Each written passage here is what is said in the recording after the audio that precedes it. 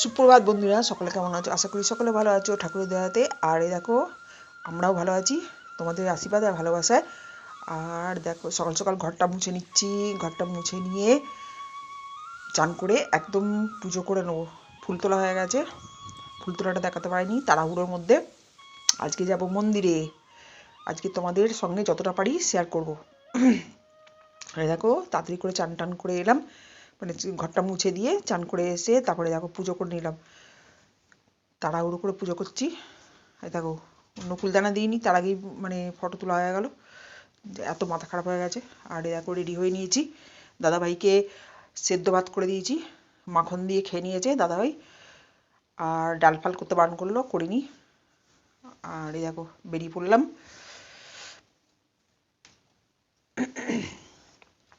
তালা ফালা দিয়ে নিলাম, লাইট ফাইট নিমিয়ে বেরিয়ে পড়লাম। কাপড়গুলো তুলে নিচ্ছি, মেঘলা করেছে, বৃষ্টি আসতে পারে, প্রচুর মেঘলা করেছে। আমার যারা আছে, আমার দেওর আছে, সব ওখানে আছে। আর এই যে তাড়াতাড়ি করে করে নিচ্ছি। সব বাড়ি শুদ্ধ সবাই চলে গেছে, মানে মেজো যা যায়নি আর ছোট যা যাওয়ার ইচ্ছা ছিল, যায়নি। কালকে বললো যাবো, আজকে আমার বললো ভালো লাগছে না, ওর কে আসবে, ওই যে ওই চিমনি পরিষ্কার করতে আসবে মনে হয়, ওই জন্য আর গেল না। আর আমি একাই চলে যাচ্ছি নাতনিকে নিয়ে।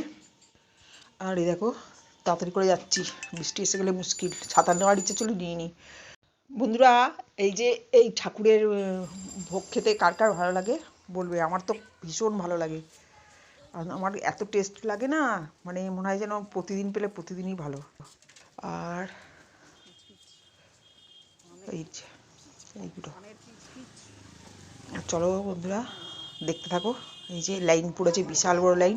আমাদের তো কাট দিয়েছে, কিন্তু আমরা গিয়ে আমার যা দেওর বললো যে তোমরা লাইন দিতে গেলে কেন। বাড়িতে তো রোজই খাওয়া হয়, খাওয়াটা বড় কথা না, না। এবার লাইন দিয়ে সবার মধ্যে আনন্দ করে দাঁড়ালাম, দাঁড়িয়ে লাইন দিয়ে তারপরে ঢুকলাম।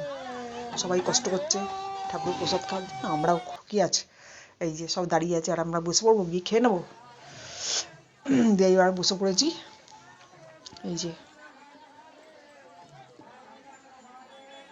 এত তাড়াহুড়োর মধ্যে ফোন বার করতেই ভুলে গেছি। দিয়েছিল খিচুড়ি, লাবড়া, আর চাটনি আর পায়েস। সব কটা রান্নাই দারুণ হয়েছিল। আর এই যে মন্দিরে দেখো, এটা আগেই করেছিলাম কিন্তু আগে দেখাতে পারিনি, ঘুরে আগে পেছনে করে মানে সাজিয়ে নিয়েছি তাড়াহুড়ো করে, কেন টাইম নেই তার। এই যে এটা হচ্ছে আমাদের মন্দির, মন্দিরে এসে গেছি। রাত্রিবেলায় সত্যনারায়ণ পুজো হবে, আর আসলে তোমাদের সঙ্গে নিশ্চয়ই শেয়ার করবো। আর কালকেও খাওয়া দাওয়া আছে বন্ধুরা। আর যদি ব্লগটা তোমাদের ভালো লাগে, লাইক শেয়ার সাবস্ক্রাইব করে আমার পাশে থেকো, আমি তোমাদের পাশে আছি। আর কালকের জন্য আবার একটা নতুন ব্লগ নিয়ে আসছি। ততক্ষণের জন্য সবাই ভালো থেকো, নিজের খেয়াল রেখো, সুস্থ থেকো। টাটা।